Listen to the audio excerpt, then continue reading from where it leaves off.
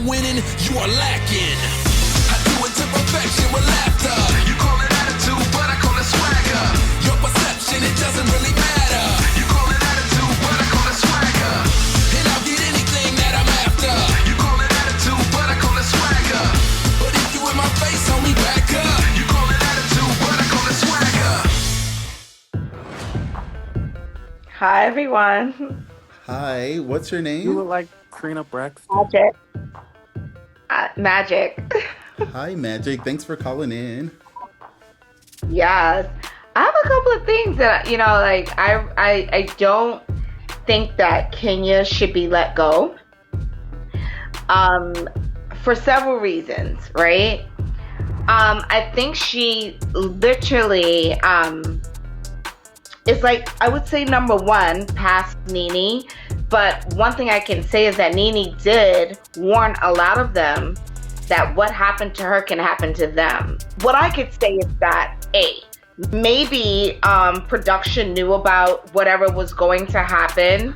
B, maybe they didn't. Do you feel like it was a possibility that it was a setup by production because they wanted her to be done anyway? Yes, I do. I'm sorry, I'm trying to process a tremendous amount of insane information. Isn't there things in place to make sure that can't happen? Or do y'all really feel like they have that much power to do that? They do have that power, and I can tell you why, because I was on a productions. I did things before. I've worked with MTV, VH1. I was in behind the scenes, and there were times that they're like, we're checking on the microphone or we're checking on this. And then we have to turn it off because we're doing this now. So you think it's off, but it's on. And you don't find that out until they already have you videotaped. They already recorded you. And guess what? Now they have footage on you. So I feel that if it was allowed to be recorded, someone was recording, right? Mm-hmm. If they make you sign an agreement before you even get on the production, before the cameras turn on, the lights, you have to fill out this ADN, you have to fill out this paperwork, you have to sign things. It's a lot that goes with it. And if you have a manager, a contract, or an agency, that goes with it as well. So Kenya Moore is very highly intelligent. She is highly intelligent. So was she set up? I believe she was. So let me ask you this, since you have a little bit of behind the scenes knowledge of how this works, because to me, like, a hot mic is different from like Kenya calling the production company and being like, hey, I have this idea. I really want to do this. And then them being like, okay, yeah. How big are the things going to be? Like, bring them, put them in my car. Because I shared with her that I have been struggling. I have been struggling in this line to get people in these seats.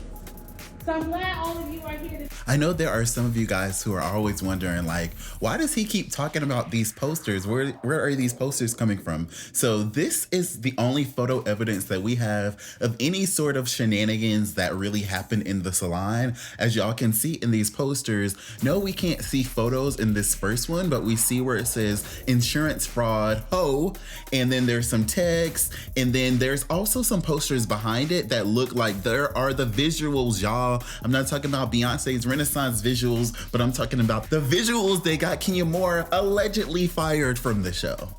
I don't know. I can't imagine the setup. So paint the picture for me. Okay, so the picture is painted this way. Someone gave Kenya that information, right? Mm-hmm. She possibly had production. already. Yes, it could possibly have been production, and I would say most likely. However, it could have been through the grapevine. Who knows, right? So she already has this thing set up, and they're saying, you know what? Maybe if you incorporated this that way, then you know what? On your set, for your moment and your camera time, this is going to be big. It's gonna. No, I'm serious. Like, I am so serious. Is that how you would have did it? I'm an actress. What But I'm not acting. I've been in movies. I've done shows, but, you guys probably haven't heard. Well, I did Carlito's Way with Puff Daddy, but I digress. I don't even want to talk about that name. But I've done a lot of things. I went to school for the arts, and I know how they come on the set and how they get you. So what I'm saying is that Can you believe this? Or maybe someone left something on Kenya's set about this woman during her taping, and she's like, whoa. Maybe someone sent her Instagram, a text, a message, something, and she's like, you know what? And little birdie dropped in her ear, you know what? Oh my gosh, if you would have had that on in your set, do you know you're doing some big things? Wow, you could have that as a drop. Maybe she didn't think about it enough to say, you know what, maybe not. But maybe, you know what? This is going to fire start my part. But then you have to take time to step back and say, am I doing something right? Or am I doing something wrong? Or do I even want to do this at all? And who knows? Because, you know, she said, this is revenge P. But come on, and that's just a fire that's lighting it. You know, it's lighting it. But who knows? Maybe she knew, and she said, you know what? This is a way to bump her out, so now she can be in the spotlight. Because Portia has no castle. She's stranded in Atlanta somewhere on a, you know, waiting for the next person to pick her up from a tow truck or somewhere. She's out there like this, you know, like pick me up. I'm trying to imagine in what scenario would it have been okay to do this. I have a scenario. Okay. Remember when on Love and Hip Hop, Mimi did that vivid porn tape with Nico? You said Mimi? Erica and Mimi, and Arian and Erica were sitting on the couch looking at it, and they were like, oh, this is professional. This is in different angles.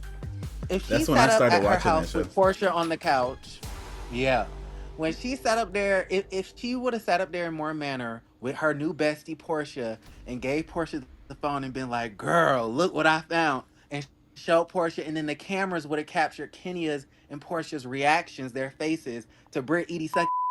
To me, that would have been different. But you are at your hair spa event. You printed out this on poster boards. You blasted it like you said went to Staples, and then humiliated this girl in front of all these people with these poster boards looking straight at the Bravo cameras. Okay, you just and Portia's triggered eyes only on your iPhone, that probably would have been okay. When they had Portia and they talked to when she was with Bolo. Remember Bolo? Okay. So she was put on blast with Bolo, and Kenya was saying she couldn't sleep because basically Portia was having a episode, moment with this. That was a weird storyline for me. I didn't like that for the show. Maybe it's payback time. It was juicy. I didn't necessarily like it because it was against my girl Portia, but it was juicy.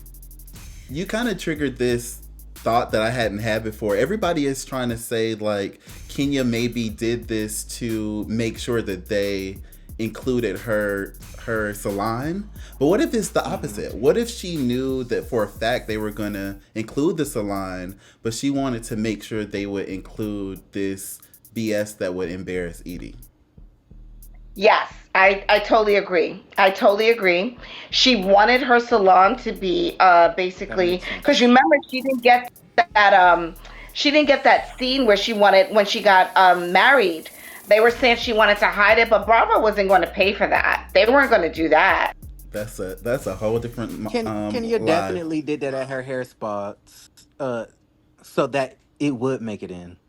If she just did a little side scene, maybe they would have cut it. You're right. Yeah, because when you were saying that, I was like, that scene could be cut. But if she does it at something where she maybe even contractually got them to agree, we're going to show your salon, which is why the rumors probably say that. I think I saw the rumors say that they're going to end her story there. So if she got them to agree, like, if I come back, you got to show my salon, then it would make sense that she would use that as an opportunity. So. Yeah, because they dropped Kandi. They dropped her because it's like no one wants any more, candy coated, fillers or feelings or things going on, tickling and tingling. We're done with that. We're over that. The chocolate, the drip. We heard about the restaurant. It flopped. The food wasn't all cute. Hang it up. It's already done. Wait. I'm just saying, it was just boring. I couldn't take it anymore. I was like, no more S toys. It ain't about how you start, but how you finish. Sprinting to the finish line. Ready? And I'm gonna touch your hand when I say this. When I said that you're not special, I meant that. Thank you guys so much for watching this video all the way till the end. Be sure to check out my full discussions on my Bingeworthy Live so that you know what goes down the next time that I decide to go live. And let me know what y'all think about all this mess in the comment section. Thanks again for watching. I will see y'all shooters on the next one. I hope y'all ready.